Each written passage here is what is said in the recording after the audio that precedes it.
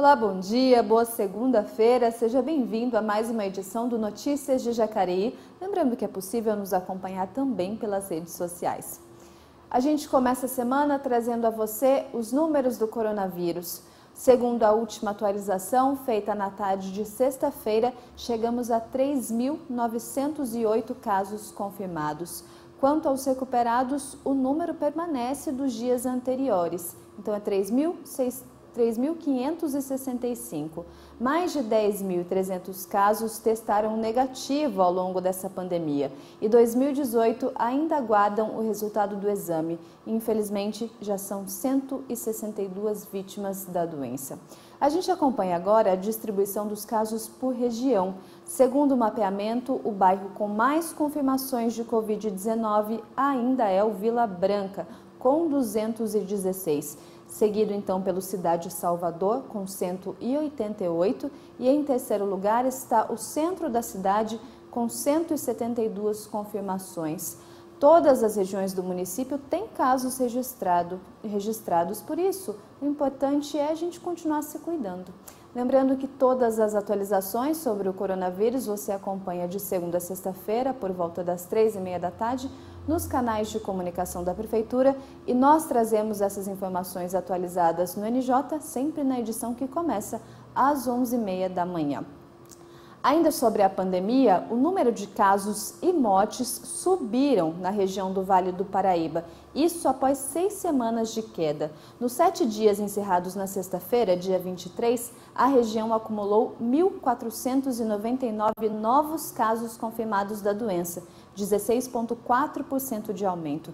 No mesmo período, foram 33 novas mortes em decorrência de complicações da doença. Isso significa 32% a mais de óbitos do que na semana encerrada, então, no dia 16 de outubro. Esse aumento de indicadores acende, então, um sinal de alerta em toda a nossa região, que já tem mais de 51 mil casos confirmados de Covid-19. A Guarda Civil de Jacareí completa agora em outubro 60 anos de existência. Desde a sua fundação, milhares de funcionários passaram pela instituição, criada na gestão do então prefeito Antônio Nunes. Veja mais detalhes na reportagem. Criada pela Lei 587 de 31 de outubro de 1960, gestão do então prefeito Antônio Nunes, a Guarda Civil de Jacareí chega aos 60 anos com muita história na bagagem. Dos apenas 10 integrantes na época de sua fundação, até os atuais 280 GCMs, milhares de servidores passaram pela instituição, e cada qual tem um orgulho especial de ter vestido o uniforme da Guarda Civil jacareiense. O filho do ex-prefeito Antônio Nunes lembra a trajetória iniciada pelo pai. Então a guarda naquela época, poucas condições, pegou a cidade numa situação precária, muito ruim, certo? Mas conseguiu.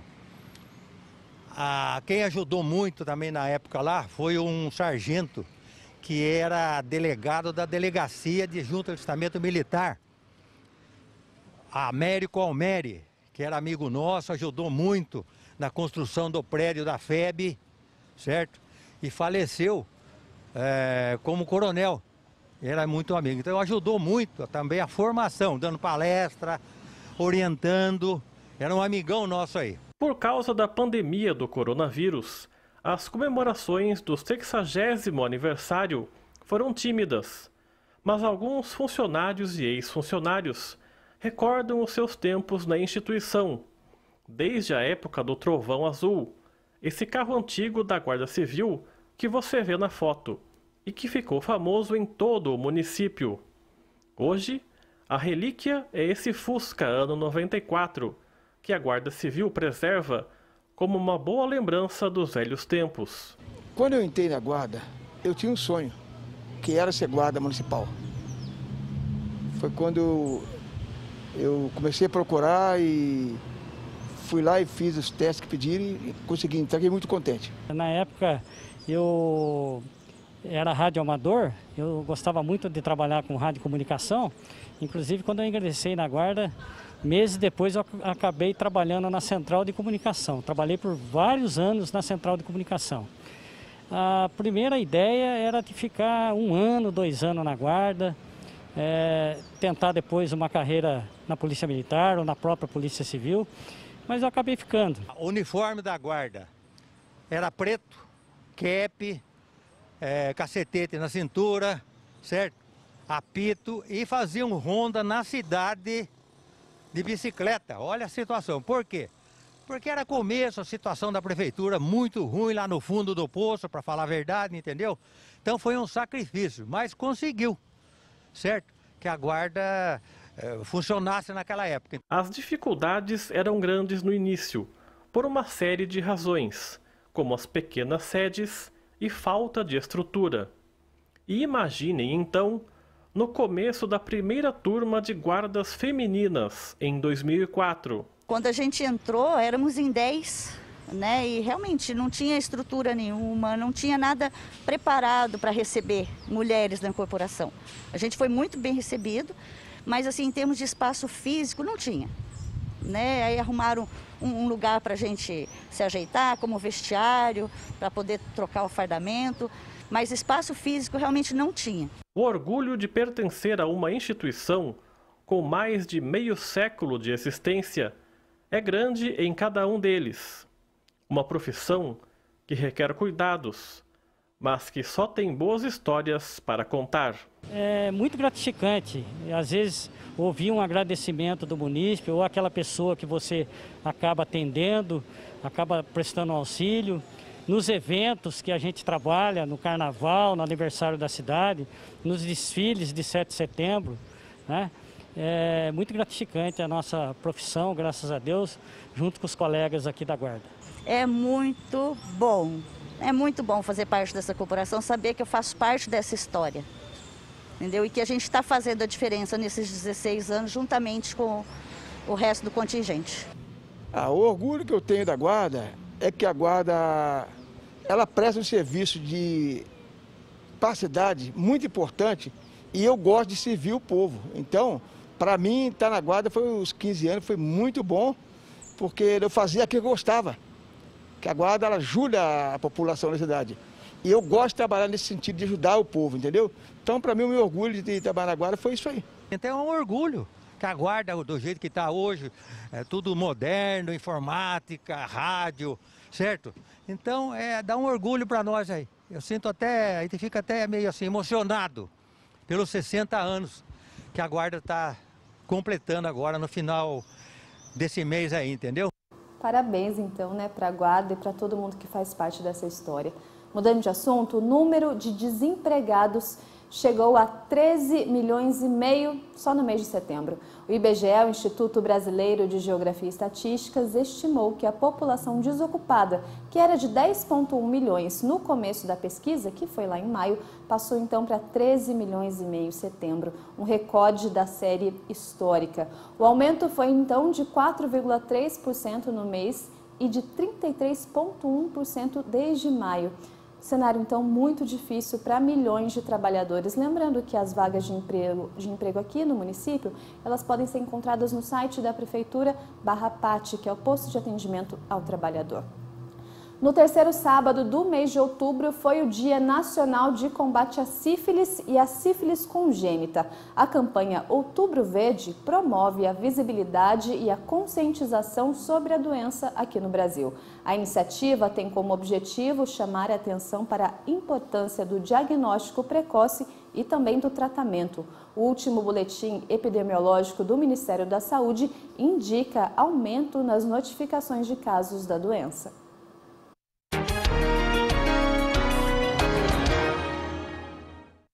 O Outubro Verde é muito importante porque ele chama a atenção para a sífilis.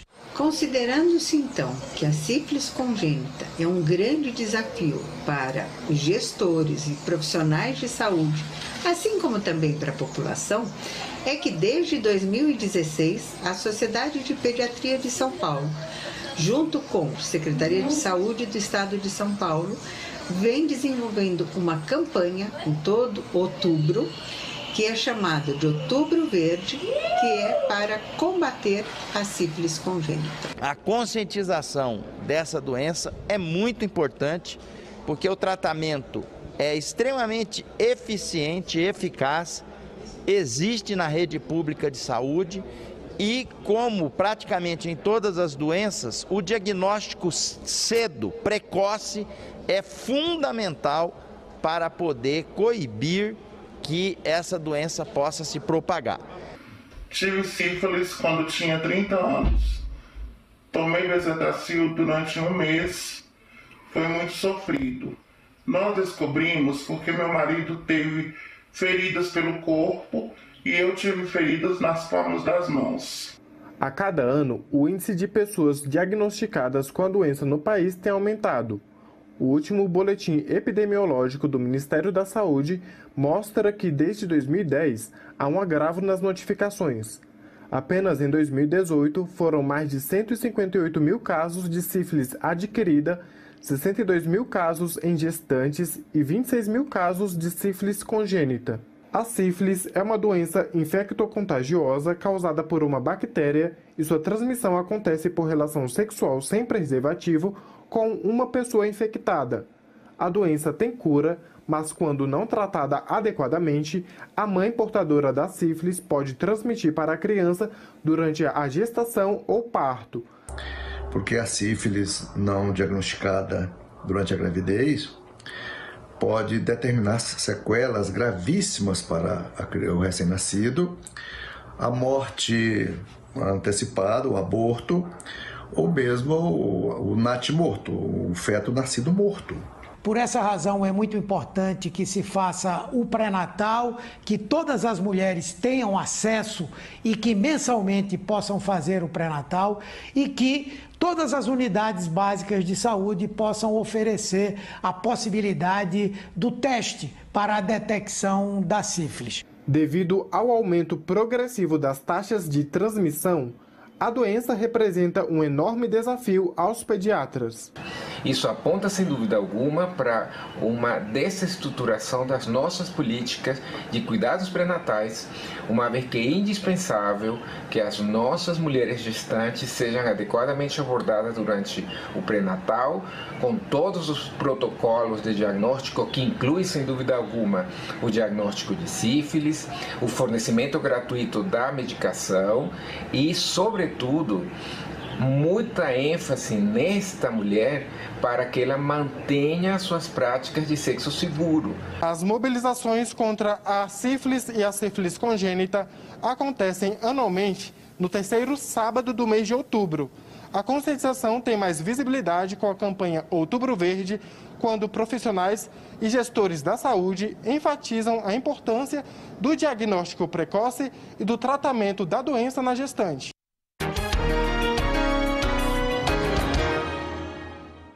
Estão abertas as inscrições para os editais do PROAC Expresso Lab, um programa que visa auxiliar o setor cultural.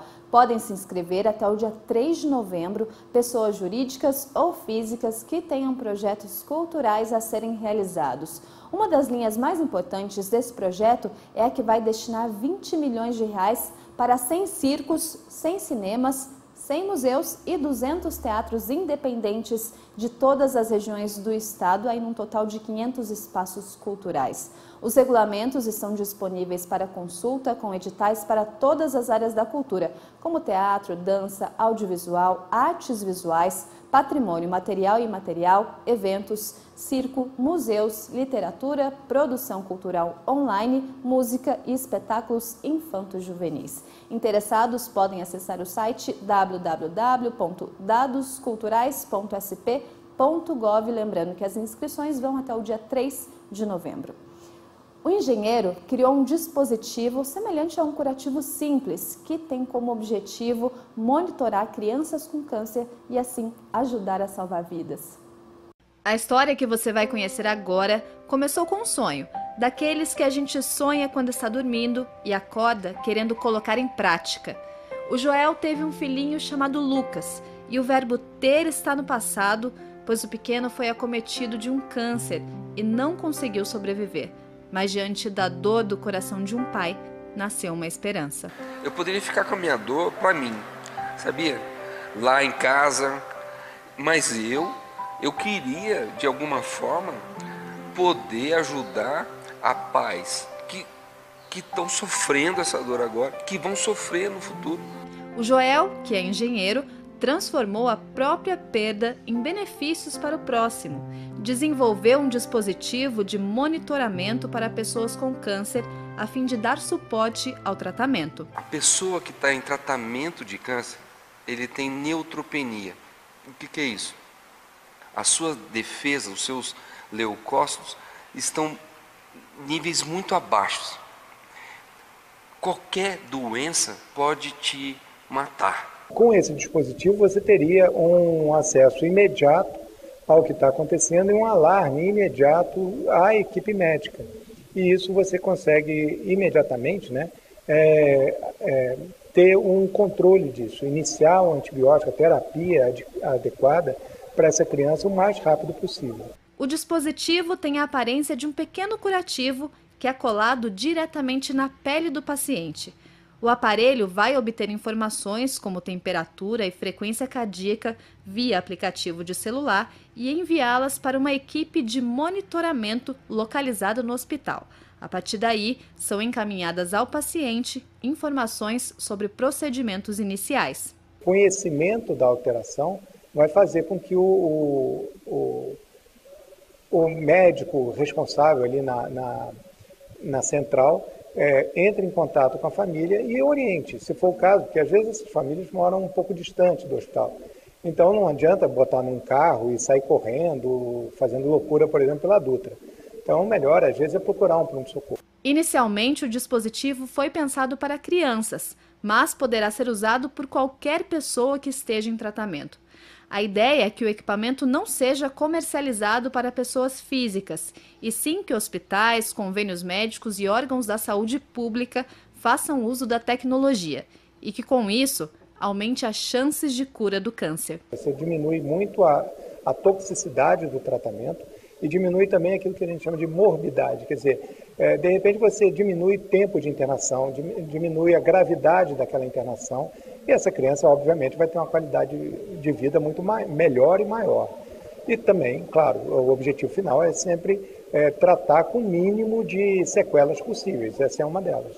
Salvar vidas, dar novas oportunidades, renovar sonhos.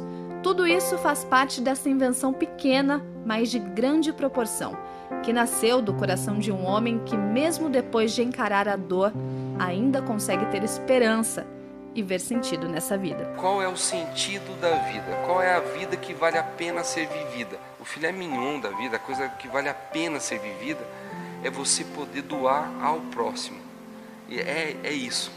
É por isso. Então, quando você está com um filho no hospital, todo o dinheiro que você tem, ele vale zero. Porque você fala assim, cara, qual é o cheque que eu tenho que passar para a minha criança sair daí, né?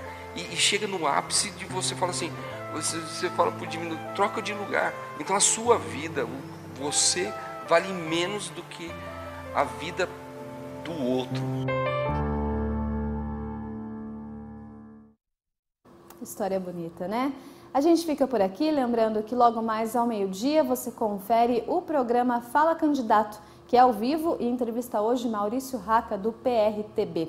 Para acompanhar o Poder Legislativo, basta acessar o nosso portal pela internet para acompanhar todas as informações então da Câmara Municipal. Uma boa tarde para você, se cuide e até amanhã.